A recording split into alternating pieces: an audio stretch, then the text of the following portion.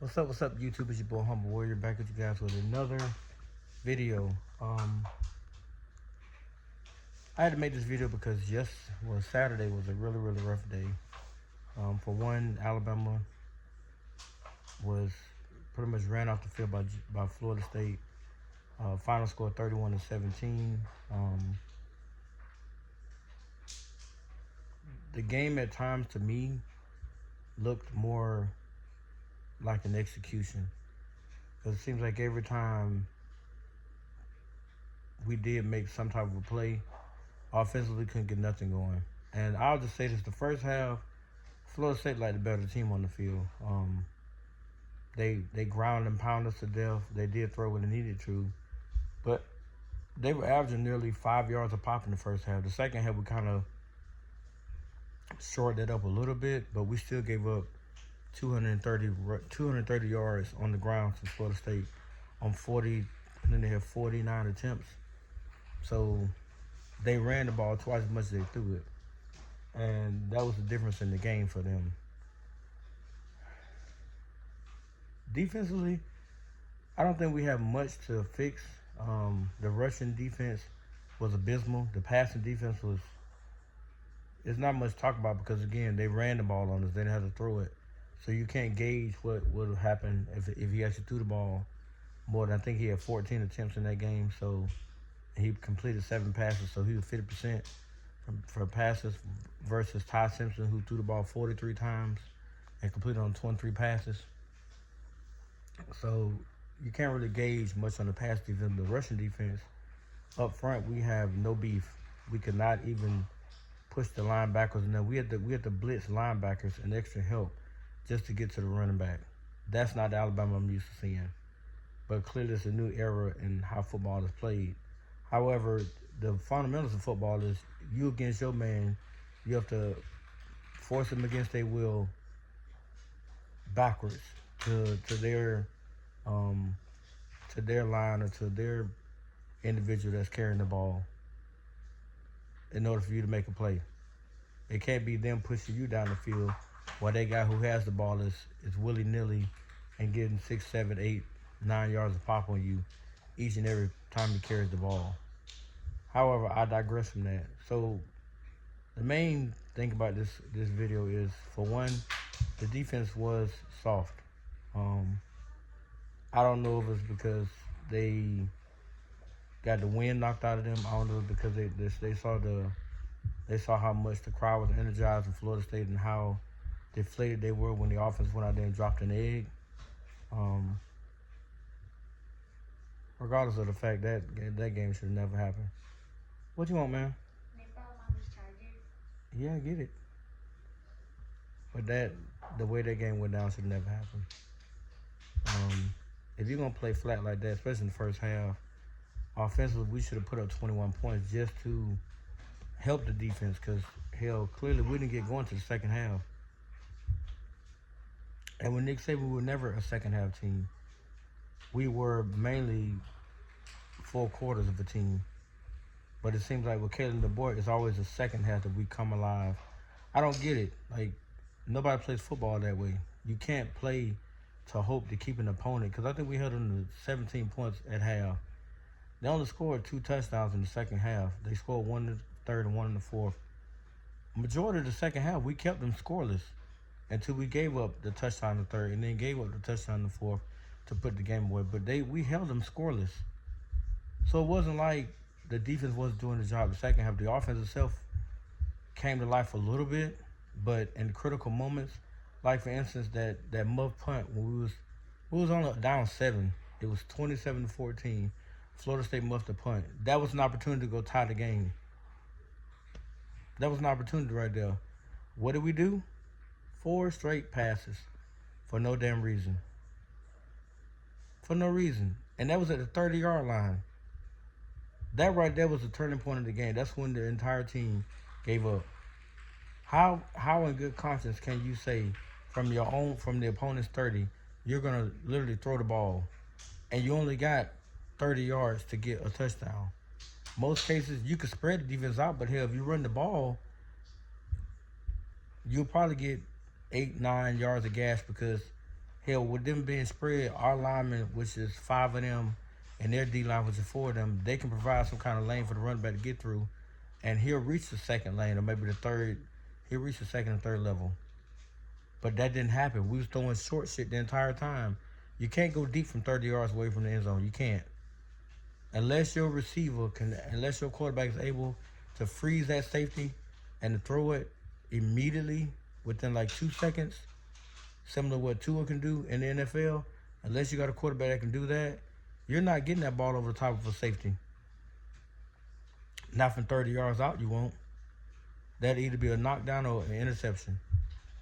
And the mere fact that our OC, who apparently came from Seattle from last year, and then before that he was in college at Washington with DeBoer, bro, all them plays you're calling not gonna work here. We still are a ground and pound institute. That's why we got 4 running backs on the roster. Granted, if Jam Miller was in there, I really think the running game would have been a lot more dangerous. But our best running back injured his collarbone. Then you got guys I ain't never heard of. The first drive, we're off rip, 55 yards rushing, off rip. We're gassing them 5-6 yards in attempt and getting up and down the field in that first drive. That's how we got the touchdown. Don't you get on that and ride it. But we're destroying them on that first drive. After that, I don't know if they, said, well, would you go with Ty now? Like I told my boy that was here, it's the Ty Simpson show. And I can't beat up the dude too much. Although he's a junior, I can't beat him up because this is his first ever start. But I can say at some point you have to go to the coach and say, look, this might be better if we run the ball a little bit because I'm seeing this and they're doing this to me. Like up the middle of the line, he didn't have much pressure. I watched the game with my own 2 eyeballs. He was not getting pressure up the middle. It was from the edges. It was making him go side to side because he wasn't comfortable enough to step in the pocket. I guess that's not his game. Tua, Bryce Young, Mac Jones, they stepped up. They did not evade the pocket and run. They stepped up into the pocket where the little holes were, or the pockets were, and they threw those passes from inside the pocket. For some reason, Ty Simpson got to get out to the edge. He has to run either left or right. And Florida State started making him go left or right. Sometimes they did come up the middle, but they didn't get to him. That's the point of it. The running back stood in there and created a wall. The guard and the center was holding their guys up, was creating that shield for him. But he wanted to go, he'll look, he'll hesitate, then he'll try to go right or left, and then try to throw the ball on the run. We don't need that. We don't need another Miro. And you can't compare to Miro because Miro had designed running plays where he outrun the entire defense to the end zone. Ty Simpson got that kind of speed. He's more like an Andrew Luck, if you will. Just not as sharp of an arm or an IQ, but that's how his running style is, that of Andrew Luck's. But he's not gonna last long doing that.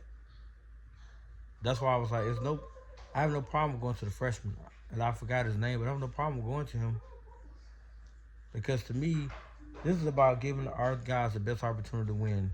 Not to mention we lost our best wide receiver who now has a concussion. Hasn't been confirmed yet. ESPN ain't said nothing about it, but pretty sure the kid got a concussion. Because he was barely able to walk his own power off that field. But it's sickening and it is disturbing to see the way we lost that game. Now, granted, we got UL Monroe this weekend. I'm not even going to bank that we put up a lot of points on them. Because offensively, we are fucked. Bernard was our best weapon, and he had 146 yards on 8 catches, averaging 18 yards a catch. And he's a stud of a receiver. I felt like he should have had a few more attempts. He should have got majority of attempts that Williams usually would get. Because Florida State took away Ryan Williams, and rightfully so. The kid had an amazing freshman year.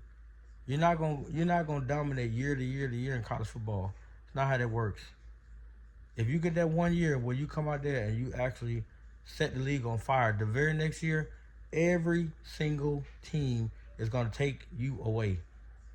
Especially the better teams. They're not gonna let you do anything. I don't care how fast you are. I don't care how elusive you are. I don't care how much of a skilled wide runner you are. They're gonna devise coverages to literally triangle you and box you out of the offense. The thing you have to do is find other ways to contribute. And when you do get the ball, you make plays with it. Ryan Williams had several drops yesterday. Uncharacteristic drop, but because he was frustrated, he wasn't getting the ball like he normally is. It's because of the defense. They decided they're not going to let you beat them. They'll let Bernard, they'll let other guys beat them. It won't be you. And I can live with that. But what I cannot live with is the undisciplined plays. The second down play or the third down play when we actually forced a 3 and out. And next thing you know, whoever 23 was is hitting the damn running back in the back unnecessarily after he's already on the ground. That type of shit didn't make no sense. But then they flagged Jackson for it because I guess he was cussing at the dude. That stuff is a no-go. That will get you put on the bench for me. Especially all the stuff you talking all season, transferring in Alabama tomorrow. You're gonna have a All-American season. You want to rewrite some stuff, but then you do stupid stuff like that because you're frustrated. If you're frustrated, then find other ways to play smartly to take out that frustration, versus earning yourself a flag and we stay on the field longer than what we had to, and holding other guys accountable that keep doing repeated dumb mistakes, late hits, jumping off sides, blatant holding calls and stuff like that. Calling those guys out while your play is still top tier. You got to play top tier so you can set the example and still demand a certain standard out of other guys. That's how this works. But I'm not going to harp much anymore in the game. Like I said, to me, I think we needed this because they went in talking about how we could possibly get to the playoff. Not to say we can't get there, but we got to win. We got to win out now, or at least win some very, very good games. We got to beat LSU. We got to beat Georgia. We got to beat Tennessee. We got to go beat. There's a few teams we have to go beat on the road this year, but we got to go beat them guys in order to get the committee to agree to let us in the playoff. Because Florida State is not that great of a team, but they did run the ball on us for 200-some yards, so that's a glaring concern. But then again, we can also say we were not fully healthy. Our best defensive tackle was hurt with a high ankle sprain. He was on the sideline of street clothes. Our best running back on the sideline, he was in street clothes. But I'm not going to make excuses for the players that was out there because they could have did something about it. However, I will say, if I'm DeBoer, it's time for you to put aside this damn mellow attitude as a coach. You need to instill discipline in this team. If not, then you will be looking for another job real soon. They will fire you. They're not used to the uncharacteristic penalties. That we had 16, 17 years of pure discipline that kept them at bay from doing dumb stuff, from hurting the team itself. So why would we tolerate it now? Anyway, guys, that's my time. Let me know what you thought about the game. What is your honest assessment of Ty Simpson's performance? And how did you feel about the defense? And be biased. Don't come here tomorrow and I think you're hating on Ty because he had a good game. He didn't really have a good game. His numbers were inflated. He put those numbers up when we were already down by 10 points. And it was like the third quarter. He could have done something about the first half. We literally had multiple chances to score. We had it. Now, one of those plays in the second quarter, I believe it was, the guy did drop the end zone touchdown, which he had to make that catch. But then again, he was getting hit. All I said was you got to train your body to make adjustments. You got to train your hand to bring that ball in. Granted, you're going to hit the ground, but your arm should be stronger than the impact of that ground. That way we could have pulled within 14. It would have been 14-10. We would have been up. Because they kicked a field goal to go up 14 to make the 17-7. So we would have been up. Yeah, we would have been up 14. No. They had us down 7-14. And then they kicked the field goal to go up 17-7. So we would have had tied the game. And then we would have wanted to have 17-14. And the way we had scored, then we would have took the lead 21-17.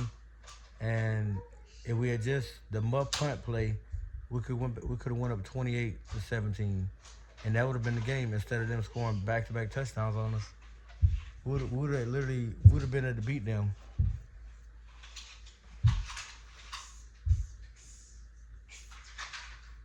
But didn't happen, so we're on one. But again, guys, let me know what you think, and I'll see you guys in the next one. Peace.